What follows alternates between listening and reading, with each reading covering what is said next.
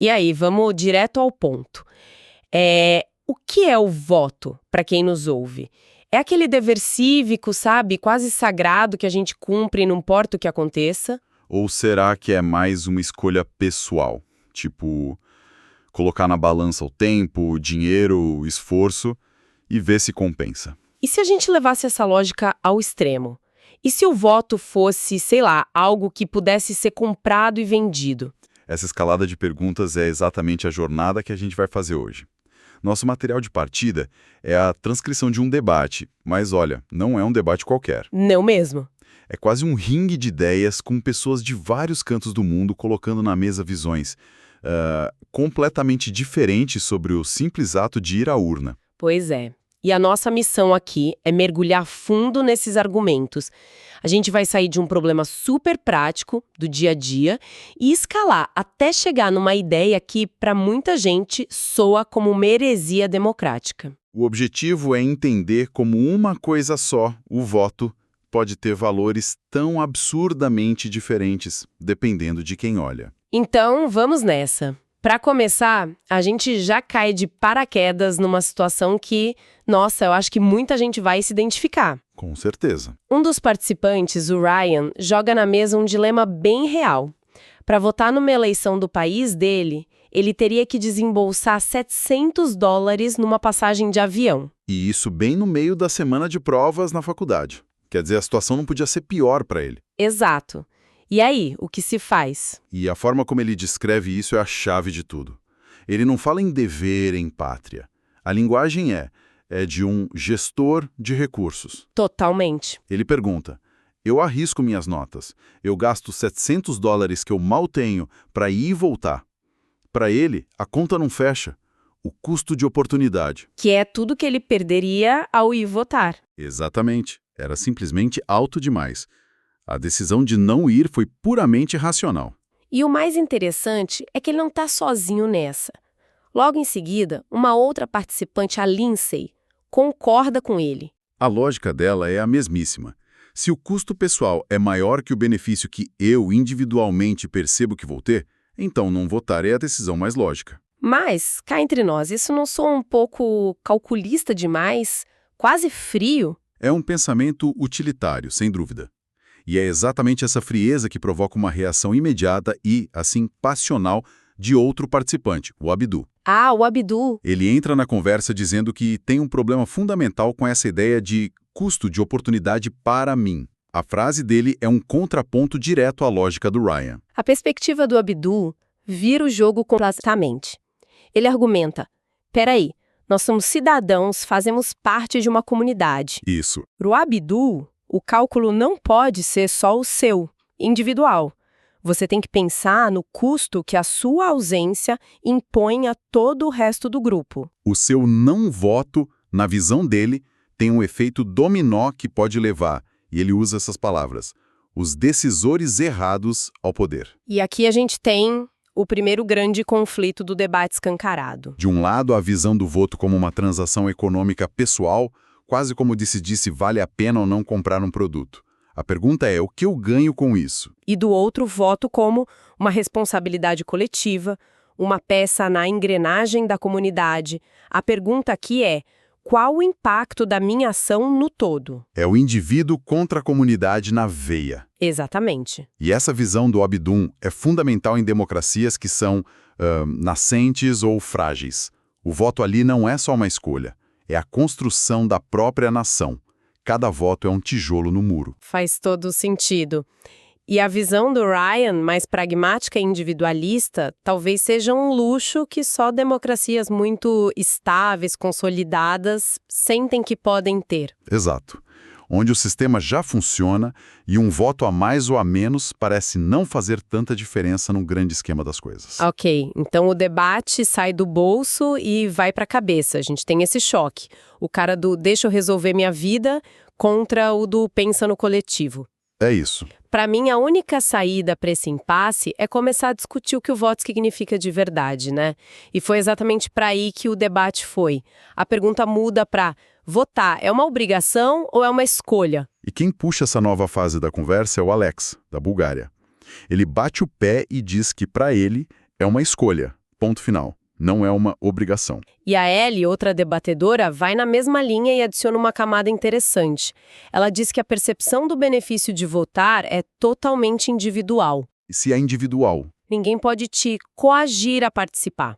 Essa palavra coagir é forte. Ela já coloca qualquer tipo de pressão no campo da violência, de certa forma. É uma visão bem libertária. O Estado ou a sociedade não podem me forçar a nada. A participação tem que ser 100% voluntária. Mas é aí que o debate pega fogo de novo. Pega mesmo. O Kevin ouve isso e joga uma pergunta que desestabiliza esse argumento. Ele questiona. Ok, mas e se a gente criar uma norma social muito, muito forte, onde todo mundo espera que você vote? Isso não é, de certa forma, um tipo de coerção? É uma ótima pergunta. Aquela pressão da família, dos amigos. E aí, já votou? O post na rede social com a foto na urna. Exato. Isso conta como coerção? De repente, a linha entre incentivo e coação fica bem borrada. Fica muito borrada, porque a pressão social pode ser tão ou mais eficaz que uma multa ou uma lei. E a reação do Alex a essa provocação é imediata. O que ele diz? Ele vira para o Kevin e pergunta na lata. Então, peraí, você está defendendo o voto obrigatório? E pronto. Nossa. O que era uma discussão filosófica sobre normas sociais aterrissa com tudo no mundo real da política pública. É uma virada e tanto. A gente saiu do preço da passagem de avião, do Ryan, e agora estamos discutindo a arquitetura fundamental de uma democracia. É isso. O que é mais importante?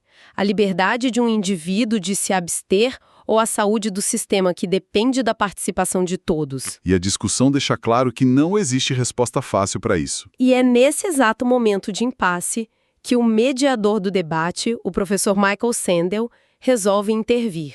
Mas olha, ele não vem para apaziguar. Ah, não mesmo. Ele vem para atestar os limites de cada uma dessas filosofias com perguntas ainda mais provocadoras. E ele joga uma gasolina nesse fogo. Ele se vira para o Alex, o defensor ferrenho do voto como escolha, e lança uma proposta, no mínimo, inusitada. E que proposta? Ele pergunta, ok, Alex, se é uma escolha, o que você acha da ideia de pagar as pessoas para votar? E ele deixa a regra clara.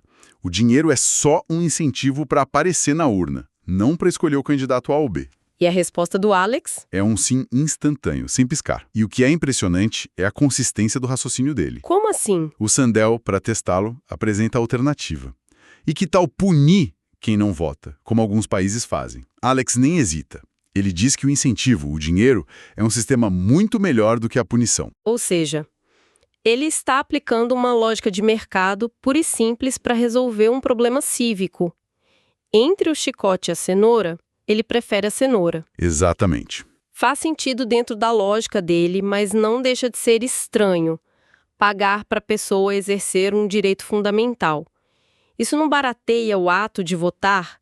Não transforma o cidadão numa espécie de cliente da democracia? Essa é a crítica clássica a essa ideia.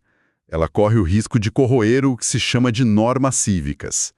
A ideia de que fazemos certas coisas não por um pagamento, mas porque acreditamos que é o certo a fazer. E o debate personifica essa crítica na figura do Abdul, de novo. Sim. Sandel se vira para ele e faz uma pergunta brutalmente pessoal e direta, conectando com a origem síria dele. É um momento de silêncio na sala, imagino. Sandel pergunta, Abdul, se um dia, finalmente, houvesse uma eleição livre na Síria, você voltaria para votar? E a resposta do Abdul é a antítese completa da lógica de custo-benefício do Ryan ou da lógica de incentivo do Alex. Não há cálculo, não há pragmatismo, é emoção pura. E o que ele responde? Ele responde na hora, eu voltarei, e mal posso esperar por isso. Fim de papo. Uau! Para ele, o voto não é uma transação, não é um produto. É a própria reconquista da sua identidade, da sua cidadania, da esperança de um futuro. Que contraste! De um lado você tem essa visão quase gerencial de que o comportamento cívico pode ser estimulado, otimizado com as ferramentas do mercado. Como se fosse a venda de um produto. O cidadão é um agente racional que responde a incentivos. E do outro, a visão de que o voto é algo que está numa categoria completamente diferente. É um ato de pertencimento, um dever que nasce de um lugar muito mais profundo. De identidade, de história, de luta. É algo que simplesmente não tem preço. São dois universos que coexistem na mesma palavra, voto. E quando você acha que o debate não pode ficar mais maluco, que a tensão filosófica chegou no seu limite, o Sandel decide queimar todos os manuais de ciência política. Ah, sim. Ele pega essa lógica de mercado que estava flutuando na conversa e a leva até a sua conclusão mais radical e desconfortável. Ele prepara o terreno de forma muito inteligente. Ele começa dizendo algo como, ok, temos falado sobre mercados, sobre as vantagens do livre mercado. E então ele aponta para o grupo que não vota, os Ryans do mundo. Na lógica do mercado, o que acontece com um recurso que não é usado? É um desperdício. E ele lança a pergunta, por que o voto deles deveria ser desperdiçado? Só essa pergunta já é um soco no estômago, né? Chamar um voto não utilizado de desperdiçado já muda toda a nossa percepção. Muda completamente. E ele não para por aí. Ele constrói o argumento tijolo por tijolo. Se eles não vão usar, por que não deveriam ser livres para vender seu voto para alguém que se importa muito mais com o resultado? Peraí, ele está mesmo falando em criar um mercado livre de votos? Onde eu posso botar meu voto no carrinho e vender para quem der o maior lance? Exatamente isso. Ele descreve o cenário como uma transação comercial perfeita, uma troca voluntária onde, supostamente, ambas as partes se beneficiam. Supostamente. O vendedor ganha um dinheiro que ele precisa e o comprador consegue expressar sua preferência com mais força. Nessa lógica, o voto deixa de ser um direito cívico ou um dever moral. Ele se torna uma propriedade privada, uma mercadoria como qualquer outra.